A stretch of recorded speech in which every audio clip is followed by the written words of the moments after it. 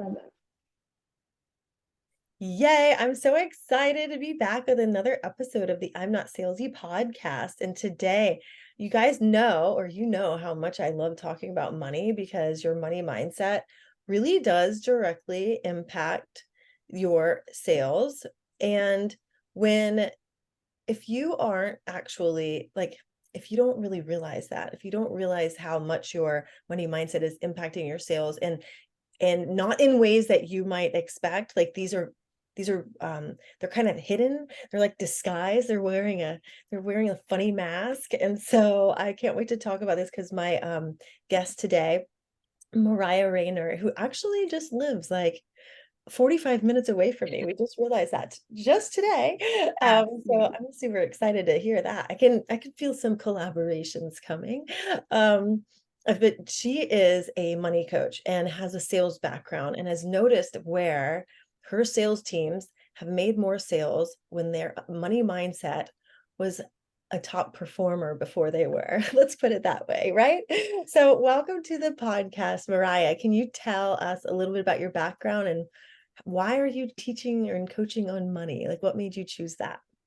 Oh, okay. So my background, like professionally before coaching, was I worked for a company where I was a sales manager. I actually started as a sales rep and like worked my way up to a sales manager. So I had a team of people under me. So that's kind of some of my background. And as I was going, like growing in my corporate job and making more and more money, I noticed that I still felt a lot of heaviness around money, even as I was making more money. I had this kind of idea that like once I make more money, I'll feel better, right? I'll, excuse Mhm. me, I'll be able to enjoy my money more. And so through that process, I really started to look at, okay, even though I'm making more money, why does my relationship with money still feel kind of heavy and out of my control? And this kind of brought me to a place where I was like, I really want to pay off my debt and just create more freedom in my life. And so through that journey, I paid off $60,000 of debt. I continued to start saving more money. And then I found myself really just helping employees and my colleagues and friends with their money. And that's kind of what led me to like, okay, like maybe I will continue to help people with money, but like do so as a business. And so that's kind of how I ended up as a money coach. Yeah. So now, are you more of like a traditional, like Susie Orman money mindset, or do you put some like money energetics and manifesty flair in it like I do?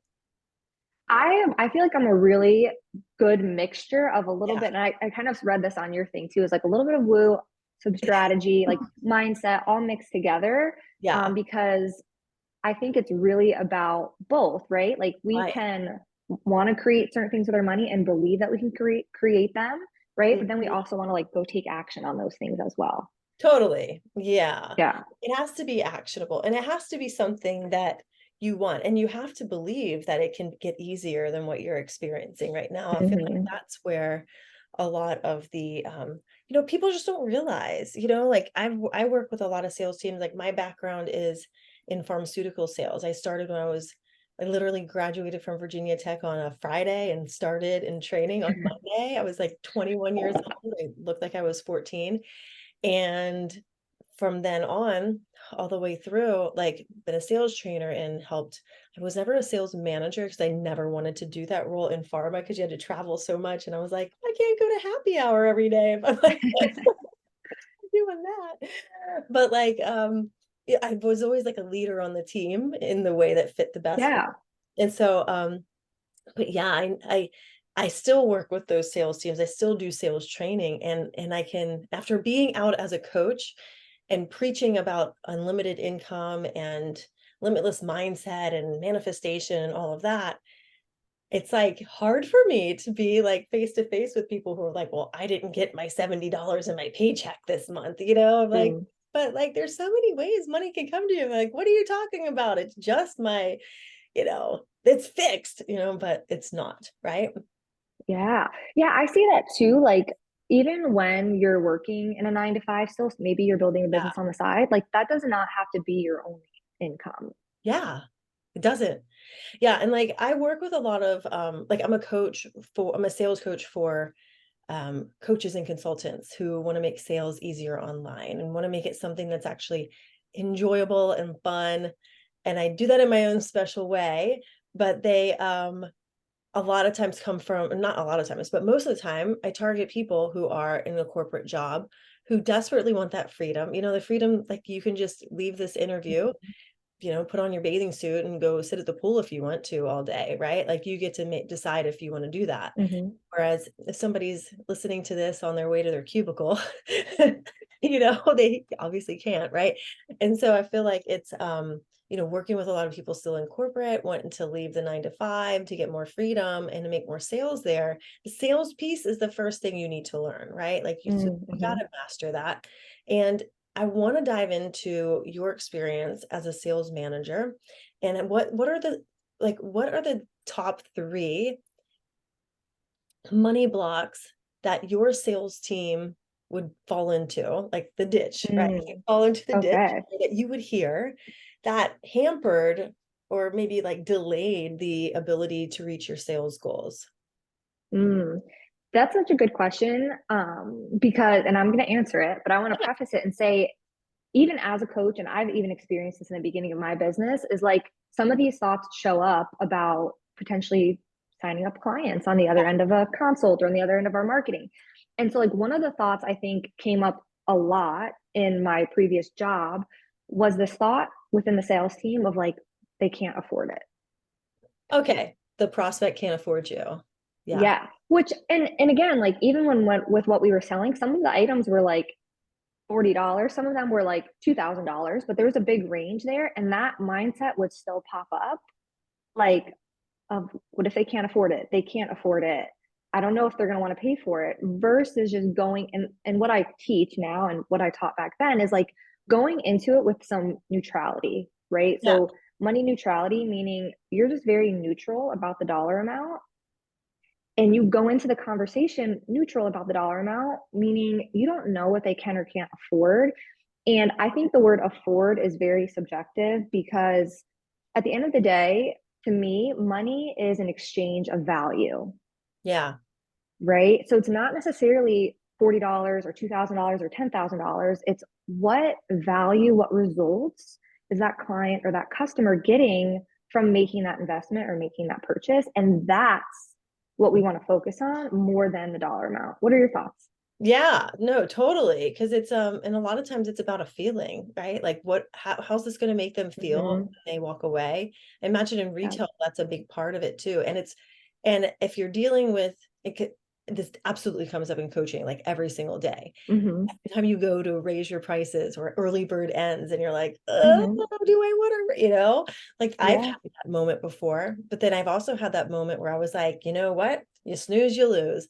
And if you don't get it on early bird, you're going to pay the next price and you're still going to get a kick-ass time and you're still going to learn a lot. And you're Mm-hmm. still going to make your investment back if you show up and do all the work. Like this is just for, Yeah. this is there, and there's a lot of obviously like psychology behind pricing and staging all Mm-hmm. of that, but like or stair stepping all of that, I guess.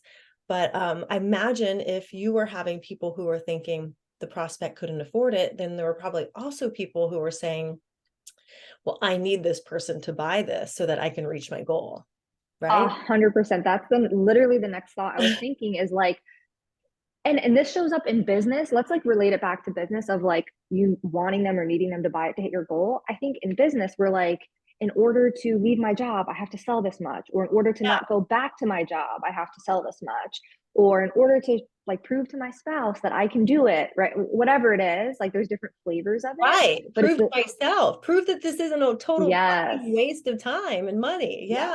Yeah. Mhm. Yeah. And I Mhm. think that a lot of our money relationship ties back to our definition of like success within ourselves and enoughness, Yeah. right? I feel like a lot of that shows up with money. 100%. Yeah. Yeah. And that's why I say it's hidden. It's not like out in the open singing under Mm-hmm. the streetlight, like, hey, Right. come look at me. I'm holding you back from all that success. Yeah. Like, no, it's like, hey, guess what, bitches? Like, I'm still here. You haven't found me. It's like my 5-year-old hiding in the cupboard this morning. Like, A where hundred am percent. I? Yeah. 100%. Yeah, a lot of times we're just like, we look at the very external result Yeah. versus the journey it actually takes to get there, and using that journey to be like, oh, I am growing, I am having success, I am making money, right? Versus just focusing on the sale we didn't make or the money we didn't make. Mhm. Now, sometimes I can look at people's posts and I can feel like where they're selling something that they don't really enjoy doing because it makes Mm, sense to do it and they're good at it, but they're not really that into it. They've just kind of doubled down into it and they're like, I'm doing this, I've got to do it. But it may be just a simple little tweak, or maybe just abandoning it altogether and doing what your heart and soul says you really want to do, and but I think a lot of times that does come back down to enoughness. Like, and what I found to be so crazy is usually your zone of genius is the area, like the thing that you are so good at compared to 99% of the world is the thing you're going to doubt yourself on the most on with whether you're enough. mm, Like when I came online, granted, like I had 20 years in sales experience, trained like over 1,000 people as a sales trainer. And I remember starting my coaching business as a manifestation and money coach. And I didn't start out as a business coach or a sales coach because I didn't think I'd earned the right to do that yet. Whereas, mm, and I mean, granted, I didn't quite understand online business and online sales. I didn't feel like I could actually teach somebody how to start something that I was just learning how to start. But other simple things like sales, I could have taught, right? Or marketing or mhm, whatever. But that story was like, no, bitch, like sit back down. Like there's other people. And it went on for like years, right? Like mhm, even though I'd always be drawn back to business topics. I have a business degree. I graduated like magna cum laude, right? Like a mhm. billion years ago. But like, you You're know, so funny. um, but like it's so funny what you tell. And so finally last year, I was like, enough is enough. Like I can I love talking business. I love these topics. This is what I'm drawn to. This is what I'm going to teach on. I could do this in my sleep. And then went into like just niche down directly into sales. And I Mhm. feel like it's felt like I'm home, you know? It Yeah. totally felt like, oh, this is my wheelhouse. Like I can talk about this all day long. And you get to talk about money, like having that aspect too, because honestly, it is not your prospect or your client's job to pay your bills. You know, Mm, it is not their job. It's not their responsibility. It's your responsibility to do that. And a lot of times we're putting pressure on that person on the other side of the message, the DM, the person on the other mhm. side of the sales call to be the next one that buys so that then you pay your rent or you pay your Yeah. mortgage or you go on your vacation or pay off your credit card or pay for that coach you just hired because you Right. somebody else, as soon as they invested, they manifested a new client and you want to do that too. Like it's all such bullshit that then like tells you, well, Yes. what's supposed to be. And and you can feel that energetic pressure on the other side where you're like, yeah, maybe I don't really need to sign with that person because they need me too much, you know? Yeah. Well, and I think sometimes you're putting pressure on yourself, which in return is like you're probably like subconsciously projecting that pressure onto the person on the other end of the phone. But it's Yeah. really pressure on you a lot of times. And Yeah. your story resonates with me of like not necessarily starting off with like what was in your heart and soul in the beginning. Because when I started, I was a money coach from the beginning, but I had this thought of like I have to help people make budgets and I have to like help Oh, them budget their money, because that's what, when I was working on my relationship with money, that's what I kept finding when I was searching for money, whatever support in my growth journey. And so I was like, I have to like sell people on wanting budgets. Like that's what they want. When in reality, I was like, that's not what I wanted. I wanted to heal my relationship with money. I wanted to feel confident in control of my money. I wanted to have a plan as well, but I wanted those core relational skills with my money first. And that's when I was like, it took me some months. It didn't take me years, thankfully, but it took me some months. And finally I was like, you know what? No, like I know that by creating a confident relationship with money, that's what's going to actually help people hit their money goals. That's when I was like, that's what I'm helping people with. That's what I wanted. That's what I ended up working on with myself. And once I started doing that, it was just everything got easier, I feel like, Yeah, because I was being true to what I actually wanted to help clients with. totally. 100%. Because you have to be, I mean, I think the biggest misconception is that when you come out to run your own business and leave your crappy 9 to 5, no, it's not always crappy. Like I work with people who Right. crush it and they're like powerful people who like love their job. They get awards, they Hmm. crush it. They just need that sales piece because it feels a little painful. You know what I mean? And so, but there's this vision of like, oh, once I leave my corporate job, I'm never gonna have a bad day ever. You know Hmm. what I mean? And like Yeah. you probably will have like a lot of those days where Yeah. I do not feel motivated to do anything. But that's why you've got to love what you're doing. Like you've got to Right. love the topic you chose because Hmm. like it's kind of like a marriage, and yeah, you can change it. It's almost like a polygamous marriage. Because you change partners, Yeah. like refine them along the way, but like really you've got to love it, right? You got to love what Yeah. you're doing. It doesn't And be cost committed. you to change your And be mind. Let's put committed. it that way. Yeah. Yeah. Yeah. And being committed to the vision of why you want to help people as well. I think Mhm. that's a big thing. Yeah. Um, being just staying committed to that, because there's going to be hard days. And like I've worked with clients, I have clients that are in a 9 to 5. I've worked with clients that are CEOs of corporate companies. I've worked with business owners. I've worked with coaches, right? And what I always teach is like it's the same thing with our relationship with money. How we do one thing is how we do everything, or how we do a lot of things. So if you're, for example, like really avoiding money, or avoiding looking at your credit card, or avoiding looking at your bank account, it's like, what else are you avoiding? Like we want to Right. get to the root of what you're avoiding in all these different areas of your life. And I found that a lot of times too, we think that when we leave the job, everything's going to get better. And that's like an avoidant kind of belief, right? We want to get to the root of what about the job is why you maybe like hate it so much. I'm not saying you got to stay there, and I'm not saying you have to love it, but we want to figure out like why we're believing that by leaving everything's going to be so much better. I think for me personally, I had a lot of freedom already in my corporate job, Hmm. especially like I've never worked in an office before. I've always worked out of my car or out of a home office as a sales rep. I've never, Hmm. the only time I've had to go into the office or see other people that worked with me is if we had like a national sales meeting, or if I went up to corporate to help for like a month with sales training, which happened often. Hmm. But it was kind of fun because I'm like, oh, look at me, I work it out. Yeah. Yeah. But like, but in terms of like not working in an office or being remote, like that that freedom, even though I had all of that freedom, I still craved not having to put a PTO request in, you know? Hmm. Like I still wanted Yeah. to be like my husband's from South Africa, and so we travel and love to travel a lot. And now that our kids are in elementary school, it kind of like, you know, hampers when we can do like a month-long trip to Bali or South Mm. Africa or whatever.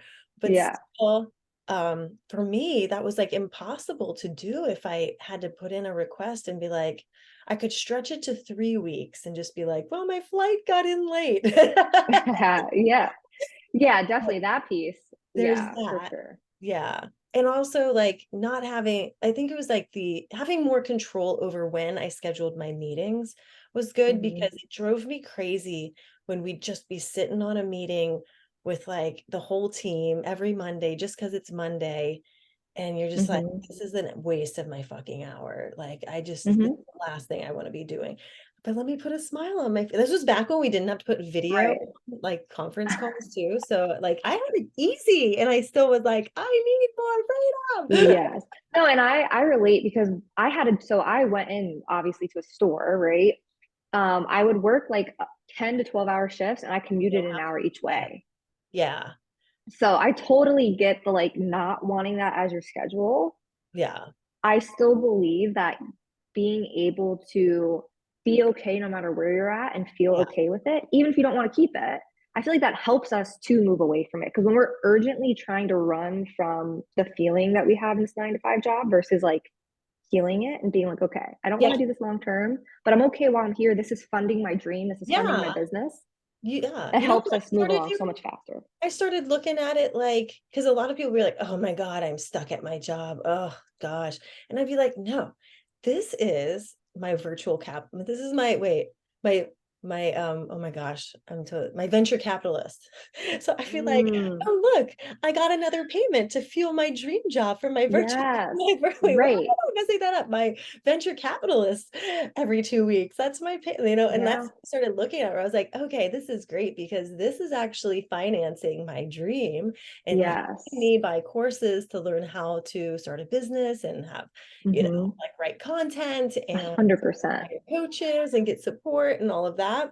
I will tell you though, when I was a money mindset coach, the problem I had was I had this belief of, if they're coming to me for money mindset help, then they don't have the money to spend. For Mm, that was one that like put the nail in the freaking coffin for me, because like that it was, I couldn't get it out of my head, and whoever my mhm. coach was at the time just like I guess didn't maybe understand how big it was. Yeah. Connected to like to manifestation, because like there's that too, right, where you're like, well, if somebody Mhm, needs help with this, then maybe they don't have the money to pay me, right? Like have you mhm. I think that's a big money mindset thing holding you back Yeah. from goals. I definitely think in the beginning of my business, I experienced that a bit, but I also think that, and the reason I talk about this is because you work with a lot of coaches, is Yeah. really thinking about who your ideal client is and Yeah. who's actually going to benefit the most out of your program, right? Like I've worked with people of all different incomes from multiple six figures to like, making 40 or 50K a year. A lot of times they actually have similar money mindset things. And that's where Yeah. I like learned it's Mhm. never about the money. I mean, when it comes to like coaching and the type of people that, would want to buy coaching, I guess, I don't know how else to word that, but it's like, I'm sure in some situations, like, yes, they don't have money. But I think overall, for who you're speaking to when you're selling coaching, whether it's business coaching or life coaching or mindset coaching or whatever it is, it's more about, do they really see the difference that's going to happen in their life and how they're feeling and the results that they're going to have Yeah. around whatever it is that you're coaching on, and do they want to find the money for it? That's kind of what I shifted, is like, because for me, like, I've invested in coaching, lots of coaching Yeah. before maybe I had the money in my business or whatever the Totally. case was there, right? And so it was more about, okay, well, what result do I want, and am I willing to invest at this level to potentially have this result? And I think it's also about self trust on like the client end of like believing that you can get this result by investing the money. Totally. So Yeah. yeah, And that you're going to show up, that yeah, you're not going to be one of those people that pays, puts the money out, but then watches the videos and doesn't implement. yep. That's why I have a program I'm launching right now actually, and it's called Sales Queen Takeover. And it's about, learning how to sell online, learning why people buy, maybe why you're not selling, Hmm. like all those fun, fabulous things. And like a big part of it is going to be doing bite-sized trainings and implementing right away. I'm not sending Hmm. you off to find the answers as your homework. I'm making you find them immediately, and Yeah. practice your messaging and practice, getting that getting exactly what you said, like showing them the value, like illustrating the value, painting that picture Hmm. right then and there on the call and learning what that looks like. So Yeah. the idea of like what good looks like before you Yeah. even hang up on the Zoom call. Yeah. And this is the process that we go through in world-class training programs with Johnson and Johnson, Yeah. Sanofi, and Novartis, because I should know, I was the one leading that meeting. And so Right. um but I see that's like the missing piece though, because people don't know exactly how to illustrate that, like the message is so fluffy sometimes, where you're like, Mm. just make more money. Well, I'm sure you haven't really sold things on you'll make more money. Like, yeah, people want to either make more money, save more time, increase their status. That's all great. But what does that actually look like? Like making more money, Yeah. you're not standing in your kitchen, like afraid to look at your, you know, Right. America app because you'll have a heart attack when you see what your Yes. bill is this month, or you hide things, you have like a separate credit card that your husband doesn't know about so that Mm. you know. I've definitely seen that. Well, and I think again, it comes back to as the coach, being on the coach side of things, is really thinking about your specific ideal client. And I don't mean like what type of drink they like or what their favorite color is. Yeah. I'm like, what is actually happening in their day-to-day life? Like a story I always talk about, because this was me, is like I would uninstall the Starbucks app off my phone because I'm like, I'm not buying Starbucks. Like it's a waste of money, right? And I'd be driving down the interstate on my way to work an hour, going like 75, 80 on 75, which I don't know if you know that road because Yeah. you live near me. Be going down 75, right? And I would like re-download Starbucks and order my drink while I'm driving, like impulsively. Yeah. Right. And so I talk about that a lot because I've had so many people that are like, they're making like $300,000 a year. And they're like, I uninstalled Amazon or uninstalled Starbucks because I shouldn't shop there. And it's like, no, it's not that you shouldn't shop there. It's more about what's your relationship with shopping there, Yeah. right? Yeah. So being very specific and thinking about your person when you're doing your marketing and when you're, talking on Instagram or talking on YouTube or whatever it is, and really thinking about what's happening in their day-to-day life when they're driving down the road going to work or when they're taking a shower or getting ready for bed. It's like, what are they thinking about? What do they need help with? What do they wish was different? That's what people are willing to invest money in. Yeah. I mean, at least from my own experience, right? 100%. Oh yeah. Yeah, because you're relating to them.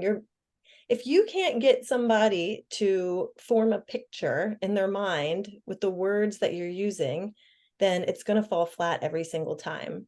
Mm-hmm. And that's why I'm actually coming out with a freebie that are like the like 10 um six-figure coaching niches and like what your positioning would be and what your messaging could be, like examples of messaging, kind of like we could use this one actually as like a money Mm-hmm. coach, right? And so because I see people with like, oh, you're going to enhance your bliss. You're going to like get Mm-hmm. more satisfaction. And I'm like, that could mean something different for you. Like satisfaction to you could look completely different from satisfaction to me. And if you have to Yeah. ask people what satisfaction means to them, then you have to, like just define what your ideal Yeah. client is. And I was having a discussion with a client in just this past week about where her ideal people are on LinkedIn, because somebody had told her she works with six-figure entrepreneurs and helps them get like their financial shit together, more from like a strategy side, Mm-hmm. right? They're people just like let it go for far too long and they're trying to scale their business. And she's like, well, they're just not on LinkedIn. They're just not like in their DMs. They have other people doing that for them. Like it's not them I'd be talking to. And I was like, is this the truth or is this just what you believe because somebody else told you that? Because, and Mm-hmm. I started like, there was a couple other people on the call that I know are in the multiple six. I was like, hey, do you XYZ person? Hey, do you like Jenny? Are you on LinkedIn? Like, are you reading your own DMs? Because I know like you'd Mm-hmm. be ideal for her. You know what I mean? Like you get to choose. Maybe Mm-hmm. there are people who don't show up every day in their Mm-hmm. DMs and have people who manage everything. And they're probably, I mean, honestly, those could be the ones that you need to talk to because they're wasting all this money on, they're the ones that like make 100,000, Right. 10,000 in the bank. But again, that goes back to focusing on your Yeah. person. Like Yeah. if your goal or your strategy is to use LinkedIn to Yeah. connect with people, it's like, are we thinking about people that the business owners that don't use LinkedIn, or do we want to think about the business owners that do use LinkedIn Yeah. that want Yeah. whatever you're offering and that are willing to Exactly. spend the money to have that result? So Yeah. I would like to just remember, focus on the person that you want to help Yeah. and like where they are versus focusing on the person who's not there. Does Yeah. that make sense? Exactly. Yeah. Yeah. Focus on the one who gets it. So, yeah. So now I have one other question for you. So, Okay. how do you recommend to people, or you know what, how do you find that the money mindset will play into some inner drama with pricing and finding that aligned pricing? Because I see that come up a lot with my accounts, like we have my accounts with my clients, like going back into my old sales days. Yeah, my accounts. Yeah. So, and I know we talked about how like affording it is subjective, but like I want to dive Hmm. into this a little more deeply. Yeah. I think this is a big, like the pricing is a big sticking point and gets kind of sticky for coaches, especially because we don't, Hmm. there's no guidelines, right? Like Yeah. none at all. And you might see somebody charges $10,000 for a 6-month course, but then if you try to charge that, you could get crickets, or Yeah. what do you find? How do you coach people through that? Yeah, I think there's a few pieces to this. I think that especially for coaching, that sometimes we maybe, again, are we looking at what the goal we have and how much money we want to make and how quickly we want to make it? Um, and are we focusing on maybe what other people in our industry are charging, like Mhm. another money coach or another business coach, right? Or are you really thinking about, I like to look at it like, okay, we can pick a number and you can coach yourself to believe in that number. So you could say I'm going to charge 10,000 and you can sit around and coach yourself all day to believe in 10,000. I actually like the approach of like picking a number that feels really good to you already Mhm. and learning how to sell it. Mhm. Because if you pick a number that maybe feels like a little bit out of your comfort zone, but already feels pretty good to you, like you're like, I know I could charge this, and that person would actually really get really good results from investing with me, investing in this program. Charge that, get some clients under your belt, right? Because now you're actually helping people. You're learning more about your ideal client. Yes, you're making money along the way, but you're doing it in a way that already feels good to you. And then you're going to naturally build your belief that you can charge more. And you're going to create the demand for what you're selling. You're going to create people wanting your offer, and then at some point you almost have to raise your price, right? Because your Yeah. belief is there, the people are there, you have the experience. So that's the route I like to take. Again, I think you can pick a price and coach yourself on believing in that price, Yeah. but I feel like you make more money and help more people by just going with a price that already feels somewhat good to you. What are your thoughts? Yeah, I agree. And there's something to be said for really listening to, like, or paying attention to how it's feeling in your body and doing that work as well. Mhm. Um, Gosh, there's so many thoughts going through my head. So Yeah. I started doing breath work around, like, specific topics, right? Like mindset and breath work all together. And it Hmm. started to totally, like, shift the way I was looking at money and sales and business and life, like in general. And like, you know, being big. I actually had the guest that was on my podcast. I joined one of her programs, and it's been like, oh my God, this was what it feels so good, right? And but like with pricing, one of the things that I struggled with was, I was completely forgetting about buyer psychology and how, like, some people are early adopters, some, those are the ones that'll drop into your world and buy that same day. They don't need a lot of Hmm. info, they just want the result, right? So if your messaging's on Hmm. par, it doesn't, matter what your price is, that day they'll Hmm. drop in. So they'll be like the early adopters. I'd get wrapped up when people didn't buy on early bird. Mm. Hmm. And so I'm like, well, if somebody, like, I love a good bargain. I've always been like that. Like, I grew up the daughter of two teachers. Like, we were always looking for a sale, right? And I don't think Hmm. that's never gonna go away. Like, I love a good deal. We just got a free pair of Nikes the other day at the at the Yeah. Nike factory store, because my son's ones were literally like falling apart, and they were like, and he's just been wearing, he hasn't been like putting his feet in the fire or anything like that, like he's just, it was crazy. Anyway, but that being said, I'll also pay like $10,000 for a coach, like there's Hmm. it's full spectrum here. Right. But as far as, like, one of my hangups around pricing was around why, if people are only going to buy on early bird, like, because I love a good deal, and if I don't, Hmm. may as well buy at the lowest price possible. So that personally, like, I love to share some of my, Yeah. hangups that I've had in the past, because I know if I went through it, then somebody else did too.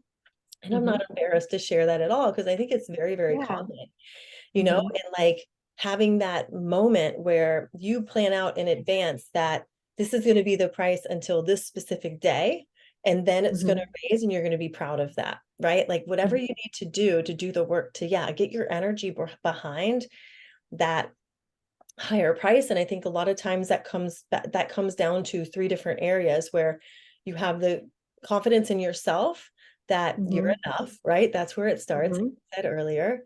You have the confidence in your offer, that it's enough Hmm. and that it's going to get the result and have that value. And then also the one, we kind of talked about just now, was like your confidence in your audience, that there are people in your Yeah. that have that problem, and they woke up today saying, I will pay. It doesn't matter what the price is. And they didn't know the price was lower. They don't give a shit. They just see that you're the Mhm. person that is speaking to them, that could help them. Yep. They think they'd have a great time with and get the result they want. A And this hundred is the percent. price, and that's what they're going to pay. And so Yes. if you can energetically get get your whole self behind all three of those areas, doesn't matter what you price it at, you're going to be able to charge whatever you want every single time. But that being said, it's not work you do just once. This is work that's ongoing, and Yep. it's At what every level of growth. yeah, totally. And it Yeah. doesn't mean that you're bad or wrong if you still have these doubts. Everybody does. Like Tony Mhm. Robbins doesn't charge $2,000 a seat at UPW for general admission back in the nosebleeds because he hasn't wrapped his own mindset around the fact that Yeah. 14,000 people showing up to pay $2,000 to watch him on a Jumbotron. So Yeah. everybody's That's got such a good different point. things. Yeah, 100%. Yeah, 100%. I personally like have never even done any type of like early bird. Like I always just charge the Oh, same price. So yeah. there's different Yeah. routes of going about it. Yeah. And my mindset behind, and there's no right or wrong. Like everyone's business model is different, but for me, my mindset was always like, again, this is just an exchange of value. Like I know for a fact when clients are done working with me, they're going to feel confident with their money. They're going to feel in control of their money, right? They're going to create more money. And this is just the investment, to Yeah. go through my program. So that's always been my perspective. But I definitely have seen people do early birds and different things like that. So I almost think if I were to do an early bird or if I were to coach someone on it, it's almost like in your mind, drop into like believing that you're still selling it at your regular price. This is Yeah. just a bonus, a special that you're doing, but like in your mind, it's like I would almost like define it as like selling it at the same price. Does that Yeah. make sense? Wait, no. Wait, say that Yeah, again. tell me. No, yeah. So instead of focusing on like, okay, I'm selling my program for this price, it's like more about just selling the value of your program at Yeah. whatever price Yeah. and continuing like your belief around your regular price. If you choose to do a discount or an early bird, that's fine. But I would still like mindset wise focus on what your actual price is and almost like believing that you're selling it at that price, even during early bird, even Yeah. if it's actually cheaper. Does that make sense? Yeah. So there's not work to do around every increase. Yeah, it's not even like I would instead of looking at it as like different prices, it's like this is the offer I'm selling. And then Yeah. this group of people just got to buy it, got to invest at this level, at this price point, and this group of people are investing at this price point. But at the end of the day, like this is the value that all my clients are getting, and this Yeah. is what I'm like. This is my offer. This is That's what like my mindset around it. yeah, yeah.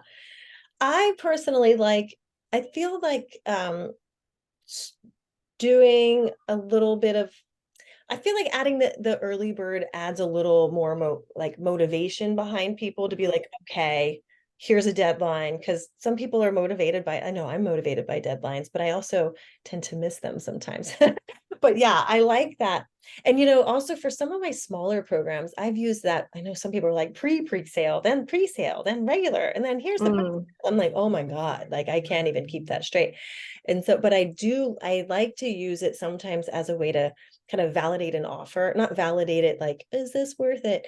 But to be like, okay, yeah, this out and then play around with some of the messaging along the way to see what really yeah, resonates, and it helps for some like social proof and stuff like that too. But I yeah, really like the way you look at it. I'd never actually heard that. Nobody's ever said that before. That's a really great way to look at it. yeah. Well, Yeah, good. Yeah, I'm glad that was helpful. I mean, and I like that. I think I, that listeners will love that too. yeah, and I think back to when I worked in retail, I actually did cell Yeah. phone sales, by the way. So I won't say what provider, but Ah, like lots of things were sales driven, like, or I mean, like not selling, but like being on sale, like this product's on yes. sale, Yeah. right? And so there was always a lot of hype around that. So I think in our society, Yeah. we're kind of conditioned from a young age that if something's on sale, it's like a better deal Yeah. or like that. I think there's just some like level of conditioning Think it around. speaks to the inner hoarder in us. It's like, hey, if I spend 20 instead of 30, then I have $10 more to spend on whatever I like. I'm still gonna Right. spend the same That's amount of what money. I I'm gonna get more shit for it. Yeah. That's 100% my husband to a T. There's nothing wrong with that at all. I'm very much like, at the end of the day, I like to sell to the urgency being around the result the person wants to create, because that is the urgency. The urgency Yeah. is them being able to leave their job or being able to feel confident with their money or to not be up late at night worrying, right? Like You gotta write that. That's that's what I like to, yeah, that's the urgency. Like for all the listeners, your offer, the way that you're going to actually help your client, that is the urgency. yeah. So say that again for the people in the back, because they're driving down the road and reinstalling their Starbucks app and they might have missed that. So say it again. Yeah. Yeah. The result that you're selling your ideal client, that is the urgency. The Yeah. transformation they're going to have, the business they're going to have, the inner peace they're going to have, whatever you're selling specifically. But your Specifically. example, you said I sell them around the time, right? What do The you say that again? You said like the urgency you sell is more around like the time instead of the money that they're going to save. Like the time they're going to save instead of the money they're going to save, right? I think so. What I was saying is like the urgency to buy is not in there being a price difference, but Yeah. the urgency is in them getting the result they want. So whether Yeah. that's more time or more money or business, whatever the result is that your client wants, that's the urgency. The result is the urgency. Yeah. That's my philosophy. I love it. Yeah. I see. I like to do my show notes with the sound bites that I get here. Yeah, 100%. I love that so much. Oh Yeah. my God, this is so good. Okay. Well, please tell everybody, what are you up to?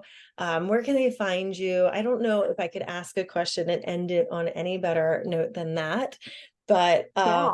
thank you so much for being here. This has been such a good conversation. These are things that you need to hear over and over and over again, especially if you don't want to be salesy, because like your money mindset's going to be tied to you feeling salesy because that's when the ick sets in. hmm I love that. Yes, you can find me. I'm on LinkedIn at Mariah Raynor, or you can find me on Instagram at Money Coach Mariah. I'm actually doing a free training on Monday, June 26th. I'm not sure if this will be out yet, Yeah. but if so, come over to Instagram. You can register, and we're going to talk about how to enjoy your money now. Ooh, fun. Will there be a replay for it too if people can't? Yes, as long as you register. Yes. Okay, cool. This Yes. that's next Monday. Yeah, this one should come out. It might come out the day before, but Okay. you know, but then if they can still Either come way. get the if you send me the link for that, then I'll put it in the show notes so they can Okay. register and get the replay. Perfect. I will do that for sure. Thank Yeah, you for having me. This has thank been so you. fun. We're going to have to meet up in person at some I point. know. I could see like a sales and money meetup type thing. That could be Yeah, fun to that'd do. be so fun. Like a I love like that. a little thing. Okay, cool. Yeah, Yes, thank you so much. Y'all go check out Mariah, go follow her, connect with her on LinkedIn. Hit the connect button. Don't hit the follow button. Hit the connect yes. so that you guys Connect. actually speak to one another. Hello, LinkedIn 101. And let's go make some money and make some sales and bring some value into people's lives. I Yep. will see you next week. Bye. Bye.